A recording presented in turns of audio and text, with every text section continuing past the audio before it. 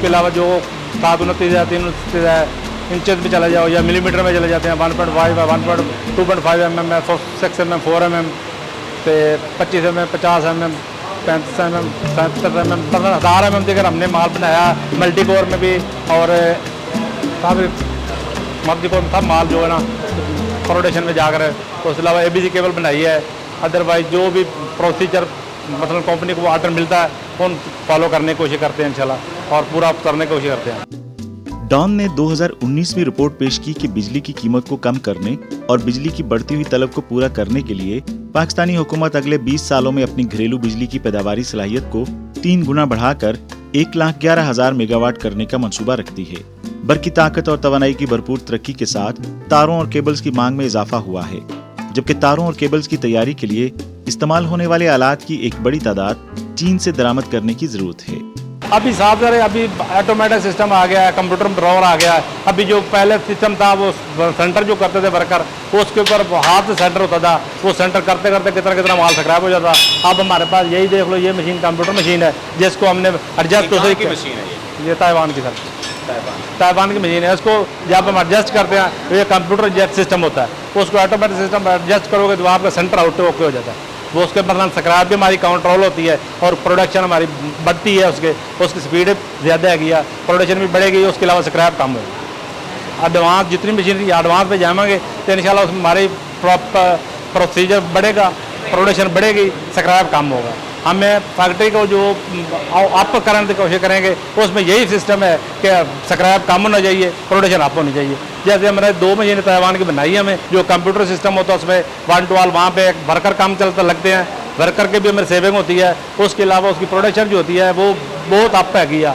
उसके अलावा जो मेरे कोयल जहाँ पे लड़के मतलब खास से मेहनत करते हैं वो ऑटोमेटिक मशीन पे करती है, उसका में बहुत ज़्यादा प्रोसीजर फ़ायदा होता है। उसके अलावा में जो यहाँ पे अगर हम 300 कोयल पर डे बनाते हैं तो वो 1000 कोयल पर डे बनाती है।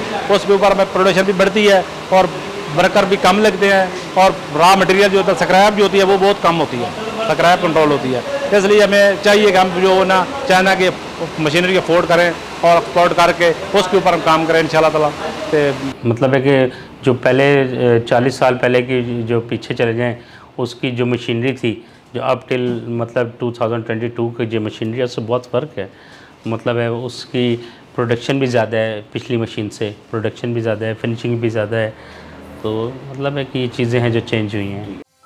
फास्ट केबल पाकिस्तान के सबसे बड़े केबल मैन्युफैक्चरर्स में से एक है जो DHA ब्लॉक वाई लाहौर में वाक़ है। गुज़श्ता 20 सालों में फास्ट केबल्स ने पैदावारी पैमाने को बढ़ाने के लिए टेक्नोलॉजी और आलात को अपडेट करने में मुसलसल सरमायाकारी की है। हालिया बरसों में फास्ट केबल ने चीन के साथ अपने ताउन को खास तौर पर मजबूत किया है, जिसमें 50 चीनी कारोबारी इदारों का इहाता किया गया है। चाइनीज वर्कर भी बहुत अच्छे हैं और बहुत हार्ड मेहनत करते हैं। उसके अलावा सेटिंग कराने में और वर्कर की पूरी सपोर्ट करते हैं कि मशीनरी के ऊपर और अगर कोई उसमें प्रॉब्लम होती है, अगर हम उसको मतलब जहाँ पे करते हैं ना हम फूड का अप्लाई करते हैं कि हमारे पास मशीन में ये प्रॉब्लम हुई है तो वो इग्नोर नहीं करते हैं, बल्कि वो फ़ौरन आकर उसको जो फॉलो करते हैं, उसका जो हल निकालते हैं मशीन को और उसकी कंटिन्यू प्रोडक्शन में लेकर जाते हैं। तो उसमें ये क्वालिटी है चाइना वालों की कि जो वो एक्सपोर्ट करते हैं और वर्कर से बहुत कंप्रोमाइज़ करते हैं। इससे वाज़ेह हुआ है कि आलात के अलावा फास्ट केबल का तकरीबन तमाम खाम माल चीन से दरामद किया जाता है, जिसका सालाना दरामदी हुजम 1000 से 2000 टन है और दरामदशुदा केबल्स का 80% से ज़्यादा चीन से आता है। सिस्टम तो यही है, देखें जो इम्पोर्टर है ना वो माल इंपोर्ट करते हैं चाइना से, फिर वो अपने गोडाउन में रखते हैं। वो मतलब है देखते हैं मार्केट की पोजीशन क्या है, मार्केट में अगर माल हो अवेलेबल तो फिर वो स्मूथली जो रेट चल रहा होता है वही होता है। इन केस अगर शॉर्ट हो जाए माल तो फिर वो उनका अपना रेट होता है। उसमें आगे हमें बहुत परेशानी होती है कि जब हमें माल नहीं मिलता, रेट की फ्लक्चुएशन होती है, उसमें बहुत ज़्यादा कबाहतें आती हैं। चूँकि तार और केबल इंडस्ट्री का ज़्यादातर अहम खाम माल पाकिस्तान में तैयार नहीं होता है और खाम माल पर टेरिफ कई सालों से बढ़ रहे हैं, पाकिस्तान में मुकामी केबल मसनूआत दरामदी मसनूआत के मुकाबले में कम मसाबकती हैं। मिसाल के तौर पर इलेक्ट्रोलाइटिक कॉपर और एल्यूमिनियम इनगोट्स पर टैरिफ 3% है, जिसमें इजाफी टैरिफ 1% है। इस वक्त में सबसे ज़्यादा मुश्किल एक तो अभी आपकी मौजूदा सूरत हाल में इलेक्ट्रिसिटी का है कि लाइट बहुत पूरे दुनिया में इतनी शट डाउन नहीं होती जितनी पाकिस्तान में है। दूसरा कुछ ये है कि ہمیں را مٹیریل جو ہے نا وہ جو چائنا سے کئی دفعہ امپورٹ کرنا پڑتا ہے اس کے اندر بڑی فلیکچویشن آتی ہیں، یہ ڈیوٹیز بڑھ جاتی ہیں، ریٹ اپ ڈاؤن ہوتے رہتے ہیں، یہ بہت زیادہ مسئلے ہیں، مسائل ہیں۔ باقی لوکل انڈسٹری ہے، جو لوکل مینوفیکچرنگ ہے وہ تو ہم استعمال کر ہی رہے ہیں۔ حکومت کی طرف سے تو ہم یہی حکومت سے ریکویسٹ کرتے ہیں کہ ایک تو بجلی سستی کرے، دوسری جو ٹیکس کنزمپشن ہے اس کا جو ہے نا لو پرائس کریں تاکہ جو ہے نا مشکلات نہ ہوں۔ باقی یہ جو لیبر کا سسٹم ہے، یہ گورنمنٹ نے ادارے بنائے ہوئے ہیں، سوشل سیکورٹی ہے، اولڈ ایج بینیفٹ ہے، ان کے اندر ہم نے اپنے جتنی لیبر ہے رجسٹر کروائی ہوئی ہے، اس کا جتنا بھی لائبلٹی ہے ہمارے پہ ہے۔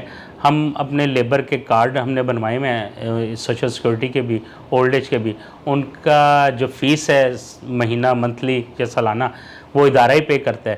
اس سے یہ ہے کہ امپلائی کو یہ ریلیف ملتا ہے کہ وہ میڈیکل اس کا فری ہے، مطلب ہے کوئی آپریٹ ہے، میڈیسن ہے، یہ سب چیزیں فری ہیں، فری آف کاسٹ ہے۔ ہم نے اتنا مطلب لیبر کے ساتھ وہ اپنا ایک بنایا ہوا ہے سسٹم۔ مقامی کیبل مینوفیکچررز کے خیال میں چین پاکستان اقتصادی راہداری منصوبے میں استعمال ہونے والی درآمدی تاروں اور کیبلز کے لیے کسٹم ڈیوٹی اور سیلز ٹیکس سے استثناء کی پالیسی نے چین سے درآمدات کو فروغ دیا ہے، لیکن مقامی مصنوعات کو بھی ایسی ہی ترجیحی پالیسیوں سے لطف اندوز ہونا چاہیے جو نہ صرف مقامی مصنوعات کو تحفظ فراہم کر سکیں بلکہ چین میں بھی ایک بڑی مارکیٹ کو مس نہ کریں۔ چائنا چونکہ سپر پاور بھی ہے اور انڈسٹری کے لحاظ سے بھی بہت بڑا ہے اور ہمارے نیئرسٹ بھی ہے، سمجھیں اب شاہراہ کراکرم سے یہ جو سی پیک بن رہا ہے یہ بہت زیادہ ہے، ہمیں سوٹیبل بھی وہی لگتا ہے کیونکہ سارا جتنا بھی را مٹیریل ہے وہیں سے آتا ہے، چائنا سے۔ چائنا ہر قسم کا را مٹیریل بنا رہا ہے، مطلب ہے کہ کیمیکلز میں ہو یا اور دوسری چیزوں میں، تو وہ انڈسٹری کے بھی لیے ہمارے لیے سوٹیبل ہے۔ جو وہاں سے مال آتے ہیں پورٹ پر آتے ہیں، پورٹ سے آ کے پھر وہ ڈیوٹیز پے ہوتی ہیں، اس کے بعد وہ جو ہے نا گوڈاؤن میں جاتا ہے، اس کے بعد مارکیٹ میں آتا ہے وہ مال۔